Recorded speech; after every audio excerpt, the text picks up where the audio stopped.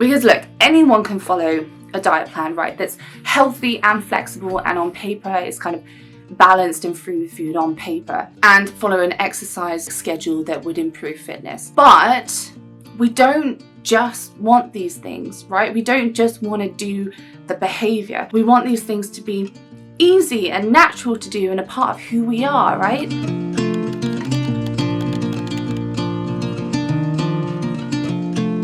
I'm about to tell you about two women. We'll call one of them you and one of them me. Notice how both of you and I do the same amount of activity in a day, and the only difference is our mindset about it and our motivation for it. And I'm hoping that this will highlight the point that I'm trying to make. Okay, let's take you first. This is a snapshot of one day of activity for you.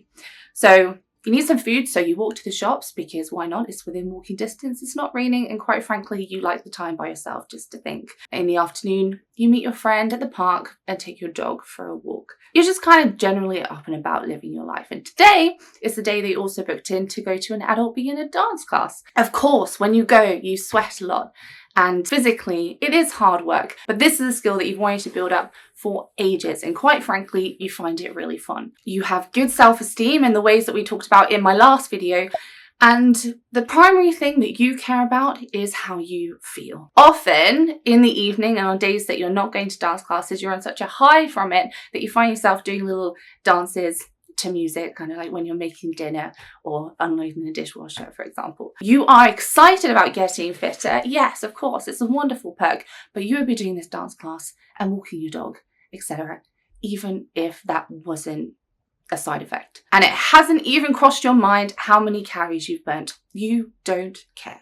Meanwhile, in my life, I've been watching a YouTuber and I've noticed, because I've got a keen eye for these things, that she's lost quite a bit of weight recently and she's looking quite toned. I've been absolutely fascinated by this, as I usually am, and what I've discovered is that she has achieved this as a side effect of dancing for a few months. I need no further convincing and decide that I'm going to take up dancing 1 hour a day, because that's what this woman has done, and I'm going to do it for 3 months until I've lost the amount of weight that I'm looking to lose. So on this particular day, I've found a dance routine to follow along on YouTube, and I've done an hour of it. It was pretty hard work. I really didn't like it that much, and my only focus with it was just kind of getting through the workout and ticking it off. Naturally, I count my calories for the rest of the day so that I can make sure that the calories that I burned from dancing are actually a loss. I've also been walking around a lot this day as well, checking my step counter as I go. It's very important to me that I hit 10,000 steps every day or more. By the time that I've wrapped up for the day and I want to relax, I look at my counter and I'm at 9,400, the same amount as you've done. I put my shoes on,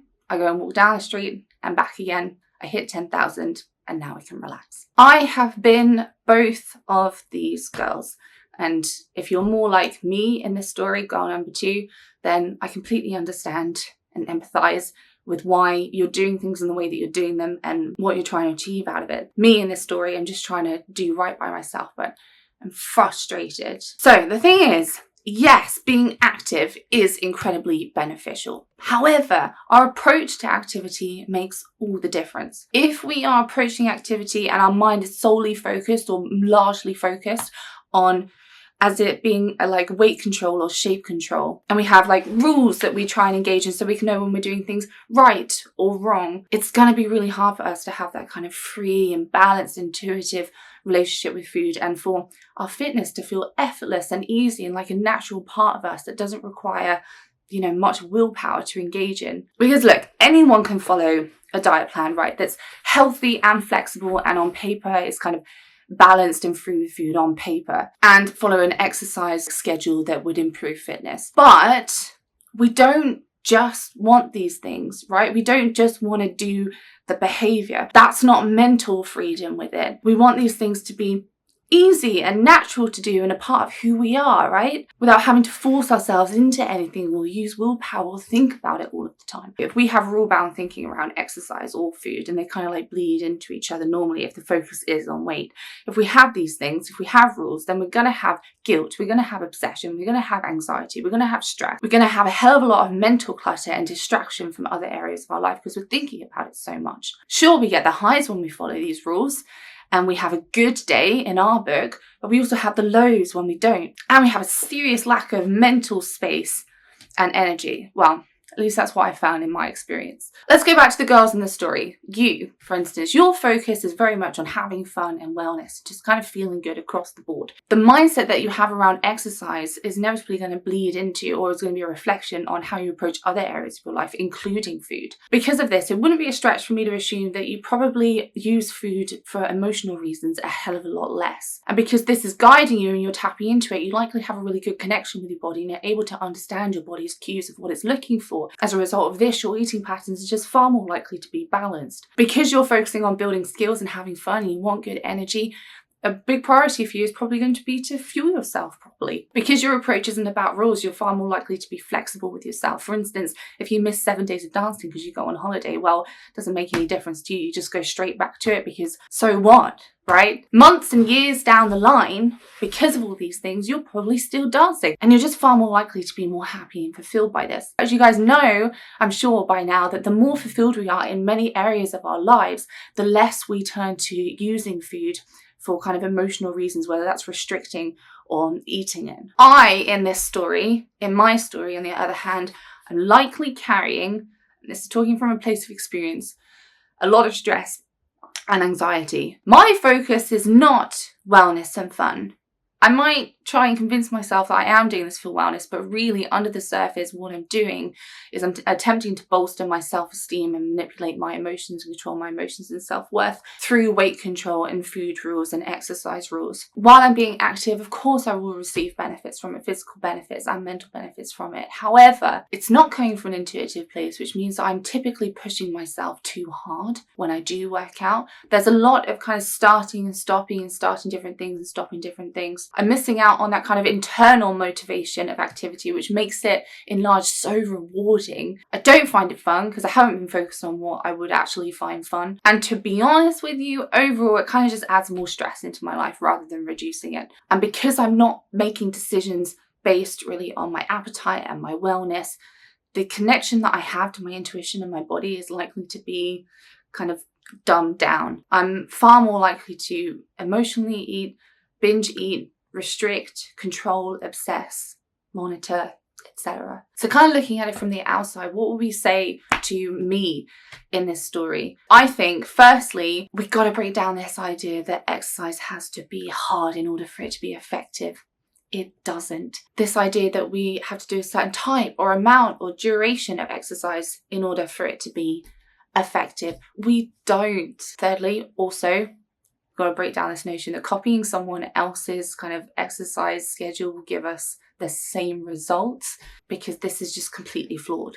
If I, in this story, were to just try to park the motivation for weight and shape control through exercise, and instead I focused on how do I actually feel, what are my energy levels doing, what sounds fun to me, what will I enjoy, what skills do I want to build? Ironically, although I might start by not doing all that much, because the stuff that I am doing is like actually making me feel good, it does start to snowball. And I know this because this is what happened to me, and I've seen it happen in clients, I've seen it happen in friends, I see it happening all the time. The activity snowballs to become a bigger part of ourselves and our lives because we're only gaining from it. We don't need any willpower because it's all just good. We'd have no need for exercise quotas because I've become internally motivated, and it would become a part of who I am much more effortlessly, and it has done. I'll tell you a little bit about my story in a second. And all that this would take is kind of a switch up in my motivation and thinking and priorities, and patience and compassion with myself. I say all like it's an easy thing to do, but I mean simply speaking. So I have a friend who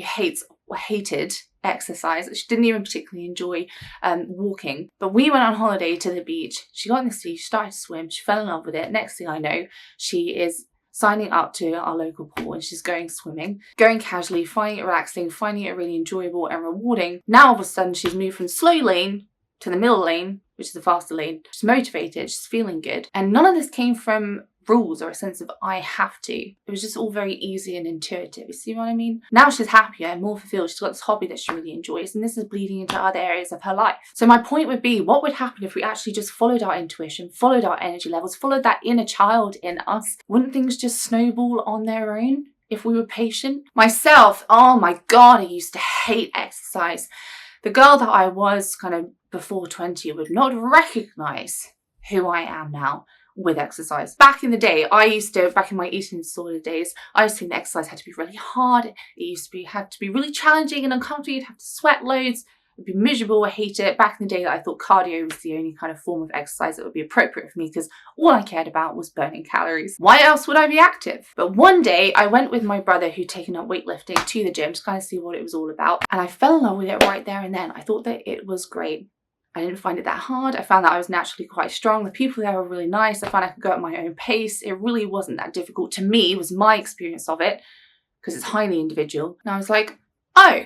And that's when things changed for me. I got my foot in the door in terms of activity, but then because of the mindset that I was in at the time, about where my priorities were, where I was getting my self-esteem from and my control and everything like that, I got really quite obsessive about it really quite quickly. It was all about hitting numbers and targets and timings. I had to give a certain amount of time, a certain number of days of the week. I had to do this on that day and that on that day, whether I was tired or not in the mood or whatever, it didn't matter. It started taking up a lot of my brain space. There were a lot of rules, and it really lit a fire as well under my disordered eating in a new way. There were the highs of this control and there were the lows of this control, and there was certainly no free relationship with food. It wasn't about feeling good. It was about looking good. So 6 years down the line, which I can't believe it's been 6 years, my motivation is very, very different. And things have changed a lot since then.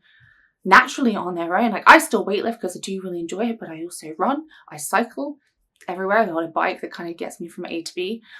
I'll swim, I will surf, I'll do snowboarding, I'll hike, I'll walk, I'll pretty much do anything. And I do whatever I fancy doing on the day. I do whatever my energy levels say that I have the energy for on the day. I'll do what I want to and how much of it that I want to. It's not about exercise to me is the difference. Yes, all right, I am exercising, but that's not why I do it. I do these things because they make me feel good. They're kind of active hobbies that I have. And I do so much now because my fitness over the years have just gradually kind of improved in lots of different ways. It's easy and effortless and a part of who I am now to be active. It doesn't take any thinking on my part, but this wasn't always the case. If I had forced myself into doing all the things that I do now and kind of had a little quota, if I wrote down everything I do now and went back in time and gave myself, me back then, all these things to do and the amount of timings that I do them for, it just never would have worked. Sure, I could have done the same amount and type of activity that I do now, but how I would feel in my body doing it and in my mind would be completely different. By the way, it might go without saying, but it's also so much easier to enjoy activity and have the energy for it, mental and physical energy for it, when we're fueling ourselves and our mental space isn't taken up by thoughts around, food and weight and rules. We let our fitness kind of naturally snowball from there rather than try and iron fist it. So for me now, and I'm talking from my personal experience, but I do think that we can generalize these things. Either it feels good, it's sociable, I'm having fun, or it's hard, but I'm building up skills that I genuinely really care about, or I'm just not interested. You'll never catch me going to the gym if I'm tired or sleep deprived. You won't catch me doing a 20-minute ab workout on the floor of my living room just for the sake of it. You won't catch me trying to hit a certain number of steps or counting the calories that I've burnt on some smartwatch. And you won't catch me packing in all of my active hobbies that I have just because I don't do them for a week. We do have another option to this if we want it. And in my experience, it's just far more effective and a hell of a lot less stress and a hell of a lot more enjoyable. And I think it's just far more likely to get us to the place physically and mentally that we're looking for. Thank you so much for watching, guys, and I'll see you in the next one. Take care of yourself.